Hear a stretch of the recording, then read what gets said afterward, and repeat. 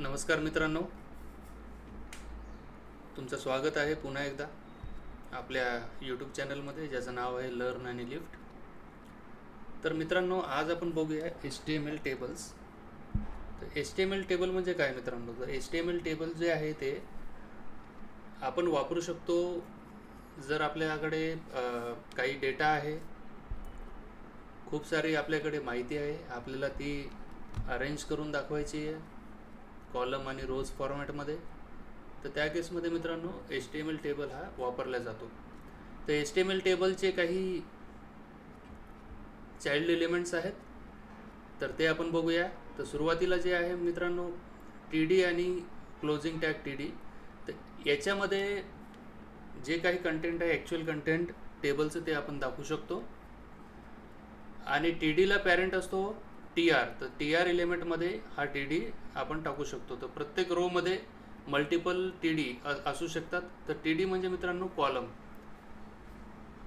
तर प्रत्येक रोमध्ये आपण जेवढे TD असतील तेवढे आपण कॉलम त्यांना दाखवू शकतो. तर रोज जे आहेत, जेवढी इन्फॉर्मेशन आपल्याकडे आहे तेवढे आपण रोज याच्यामध्ये घेऊ शकतो. आपल्या मनावर आहे, याच्यावर काही लिमिटेशन्स नाही आहे. तर याच्यामध्ये हिडर सेल सुद्धा दाखवू शकतो. जर हिडर सेल असेल तर आपल्याला TDला रिप्लेस करून TH तिथे वापरावं लागेल. तर हे TH त्याचा टॅग आहे, तर TH तिथे वापरावं लागतो. तर आणखी एक याच्यामध्ये असं एक ऑप्शन आहे की जर आपल्याला टेबलच्या वरती जर कॅप्शन दाखवायचं असेल तर त्या केसमध्ये आपण कॅप्शन हा टॅग यूज करू शकतो, जेणेकरून तो टेबल कशाशी रिलेटेड आहे ही इन्फॉर्मेशन आपण तिथे देऊ शकतो. याच्यामध्ये आणखी एक टॅग आहे मित्रांनो कॉल ग्रुप नावाचा. तर कॉल ग्रुप जो आहे तो तिथे आपण ग्रुपिंग ऑफ कॉलम करू शकतो. म्हणजे जर फॉर एक्झाम्पल आपल्या टेबलमध्ये 4 कॉलम आहेत आणि सुरुवातीच्या 2 कॉलमला आपल्याला ग्रुप करायचं आहे आणि शेवटच्या 2 कॉलमला ग्रुप करायचं आहे, तर त्यांना डिफरन्शिएट करायचं आहे एकमेकांपासून. वेगळं दाखवण्यासाठी आपण कॉल ग्रुपचा वापर करू शकतो. तर कॉल ग्रुपमध्ये कॉल नावाचा जो टॅग आहे तो कॉल नावाचा टॅग डिफाईन करतो की आपल्याला काय बिहेवियर द्यायचं आहे त्या कॉलम्सला. हे सगळं आपण प्रॅक्टिकलमध्ये बघणार आहोत मित्रांनो, काळजी करू नका, मी सगळं तुम्हाला व्यवस्थित दाखवेल. तर कॉल ग्रुप हा एक प्रकार झाला. याच्यामध्ये कॉल नावाचा जो टॅग आहे तो चाइल्ड टॅग आहे आणि हा कॉल नावाचा जो कॉलम आहे तो डिफाईन करतो बिहेवियर पर्टिक्युलर कॉलम ग्रुपचा. ठीक आहे. तर त्याच्यानंतर आहे टी हेड. तर टी हेड जे आहे हे डायरेक्ट चाइल्ड आहे टेबल टॅगचा. तर याच्यामध्ये टेबलचा हेडिंग पार्ट आपण दाखवू शकतो. तसंच याच्या पॅरलल जो टॅग असतो तो असतो टी बॉडी. तर त्याच्यामध्ये आपण ॲक्च्युअल कंटेंट ऑफ बॉडी दाखवू शकतो. त्याच्यानंतर आहे टी फुटर. तर टी फूट नावाचा जो टॅग आहे तो पण टी हेड आणि टी बॉडीला पॅरलल असतो. तर त्याच्यामध्ये आपण फुटर सेक्शन दाखवू शकतो. फुटरमध्ये आपल्याला जे काही दाखवायचं आहे ते आपण इथे दाखवू शकतो. तर वळूया पुढच्या स्लाईडकडे. तर मित्रांनो, टेबलला काही बॉर्डर्स असतात. तर by default double border table दाखवतो. तर डबल बॉर्डर दाखवल्यानंतर व्यवस्थित वाटत नाही, त्यामुळे आपण काय करायचं आहे की सिंगल बॉर्डरला कसं कन्वर्ट करायचं. तर ते सिंगल बॉर्डरला कन्वर्ट करण्यासाठी आपल्याकडे CSS आहे. सुरुवातीला तर बॉर्डर दाखवण्यासाठी आपल्याला ही CSS वापरावी लागेल. तिथे बॉर्डर 1 पिक्सल सॉलिड ब्लॅक. ठीक आहे. तर त्याच्यानंतर जर 2 बॉर्डर असतील तर 2 बॉर्डरला सिंगल बॉर्डरमध्ये कन्वर्ट करण्यासाठी आपण हा बॉर्डर कोलॅप्स यूज करू शकतो. ठीक आहे मित्रांनो. तर इथपर्यंत आपण आता सध्या प्रॅक्टिकल बघूया. तर याच्यासाठी मित्रांनो आपल्याला वळावं लागेल पुन्हा विज्युअल स्टुडिओ कोडकडे. तर इथे मी काही एक्झाम्पल्स सेट केलेले आहेत जेणेकरून आपला वेळ वाचावा टायपिंगमध्ये. तर मित्रांनो, हा बेसिक टेबल आहे. याच्यामध्ये या 3 रोज आहेत आणि या 3 रोजमध्ये जसं मी PPTमध्ये दाखवलं आहे तुम्हाला, हा आहे टेबल हिडर एलिमेंट. ठीक आहे. त्याच्यानंतर हा आहे टेबल सेल. तर या टेबल सेलमध्ये ही जी रो आहे ती हेडर रो कन्सिडर केल्या जाते का, तर त्याच्यामध्ये टेबल हेड एलिमेंट आहेत आणि या ज्या 2 रोज आहेत हा या टेबल डेटा रोज म्हणून कन्सिडर केल्या जाते. जे ते कशामुळे, तर याच्यामध्ये ॲक्च्युअल आपलं कंटेंट आहे, बरोबर आहे. तर हे कंटेंट आहे. त्याच्यानंतर मित्रांनो आपण कॅप्शन टॅग पाहिला होता. तर हा असतो कॅप्शन टॅग. हा टेबलमध्ये आपण डायरेक्टली इन्क्लूड करू शकतो. हा दिसतो टेबलमध्ये, आपण टाकतो टेबलमध्ये हा टॅग, पण हा टॅग याची जी माहिती आहे ती टेबलच्या वर दिसते.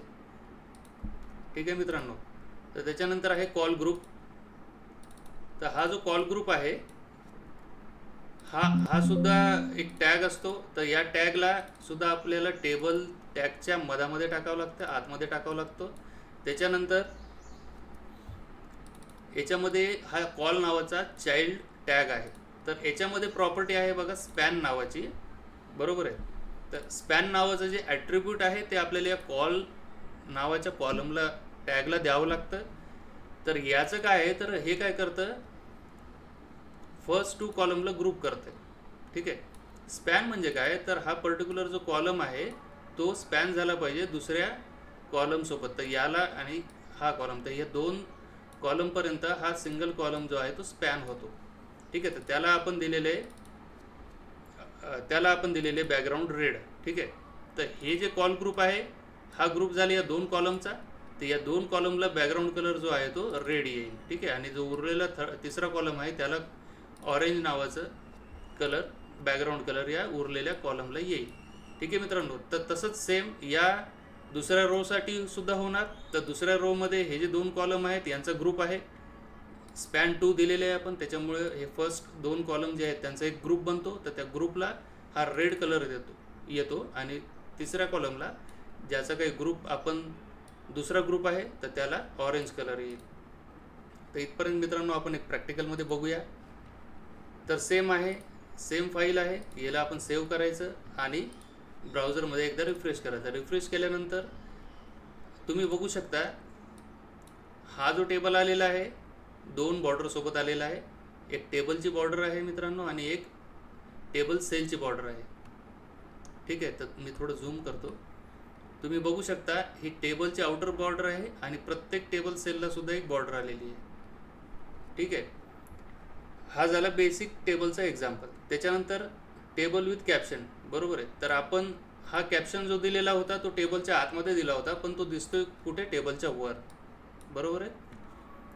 आणि तिसरं जे एक्झाम्पल आहे ते आहे कॉल ग्रुपचं. तर तुम्ही बघितलंच होतं की कॉल ग्रुप आपण पहिल्या 2 कॉलमचा एक ग्रुप बनवला होता आणि तिसऱ्या कॉलमचा एक ग्रुप बनवला होता. तर पहिल्या 2 कॉलमला आपण दिला होता रेड कलर, जे तुम्ही बघू शकता इथे. पहिल्या 2 कॉलमला आपण दिला होता रेड कलर. टेस्ट 1 आणि कंपनी 1 नावाचा जो कॉलम आहे त्याला पहिल्या 2 कॉलमला रेड कलर मिळालेला इथे आणि तिसऱ्या कॉलमला मिळालेला आहे ऑरेंज कलर. तर या पद्धतीने तुम्ही कस्टमाइज करू शकता टेबलला, कॅप्शन देऊ शकता. कॉल ग्रुपने त्या टेबलच्या कॉलम्सला ग्रुप करू शकता. तर आता बोलूया मित्रांनो टेबल हेड, टेबल बॉडी आणि टेबल फुटर जे टॅग्स आहेत त्यांच्याकडे. तर सेम आहे. हे जे आहेत हे पॅरलल आहेत. हे जे तिन्ही कॉलम जे आहेत, तिन्ही टॅग जे आहेत हे पॅरलल असतात टेबल टॅगला. तर तुम्ही बघू शकता हे तिन्ही कॉलम जे आहेत ते पॅरलल आहेत एकमेकांना आणि चाइल्ड आहेत टेबल टॅगच्या. तर इथे आपण काय करू शकतो, इथं आपल्याला एक डिफरन्शिएशन मिळतं. म्हणजे इथं आपण एक वेगळं करू शकतो सेक्शन वाईज.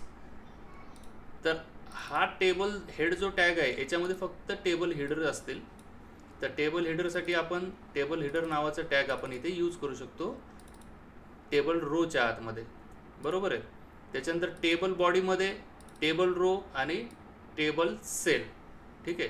तर याच्यामध्ये ॲक्च्युअल कंटेंट आपल्या टेबलचं आपल्याला दाखवायचं आहे. त्याच्यानंतर आहे टेबल फुटर.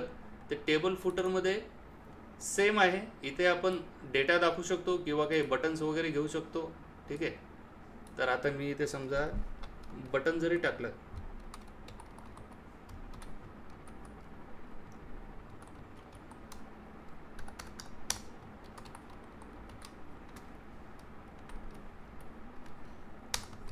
बटन 1, त्याच्यानंतर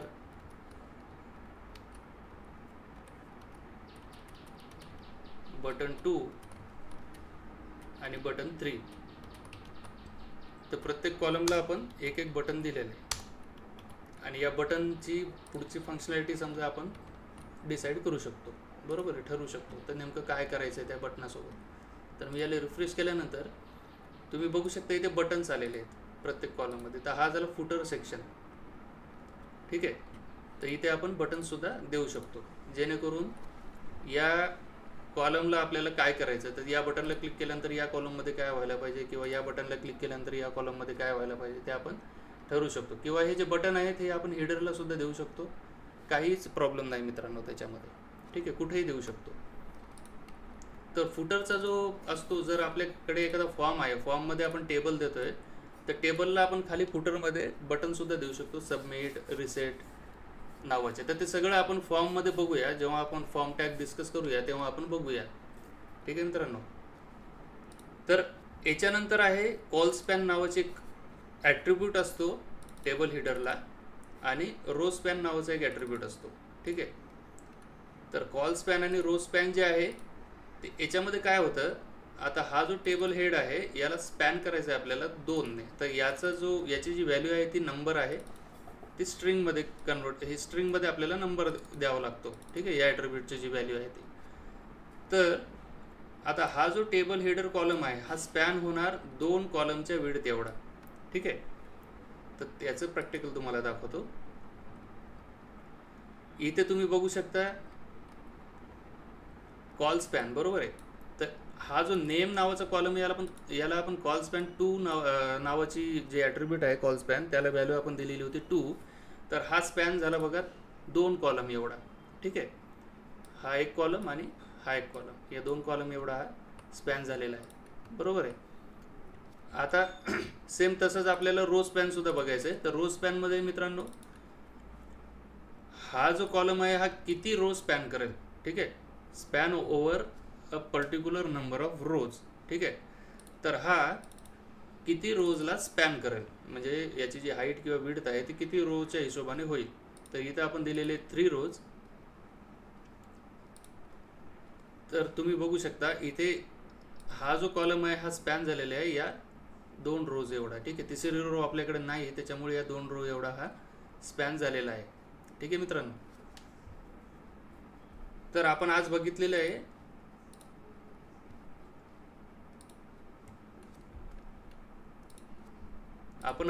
आहे टेबलच्या बॉर्डर्सपर्यंत, नाही sorry, table, T head, T body आणि टी फुटर, त्याच्यानंतर कॉल ग्रुप, कॉल, ठीक आहे. त्याच्यानंतर टी एच पाहिलेलं आहे, कॅप्शन टॅग पाहिलेलं आहे, टेबल रो टॅग पाहिलेलं आहे, टेबल डेटा टॅग पाहिलेलं आहे, याचं एक्झाम्पलसुद्धा दिलेलं आहे मी तुम्हाला. आता आपण वळूया कॉलम साईज आणि रो हाईटकडे, ठीक आहे. तर कॉलम साईजसुद्धा आपण देऊ शकतो मित्रांनो, जेणेकरून त्या पर्टिक्युलर कॉलमला पर्टिक्युलर विड्थसुद्धा देऊ शकतो आपण. तर तुम्ही या एक्झाम्पलमध्ये बघू शकता T head, T body, T फुटरच्या एक्झाम्पलमध्ये या टेबल हिडरला मी 50% विड्थ दिलेली आहे आणि या टी डीला सुद्धा 50% विड्थ दिलेली आहे. आणि हे जे 2 कॉलम ॲटोमॅटिकली दुसऱ्या 50% मध्ये येऊन जातात विड्थमध्ये, ठीक आहे. तर तुम्ही बघू शकता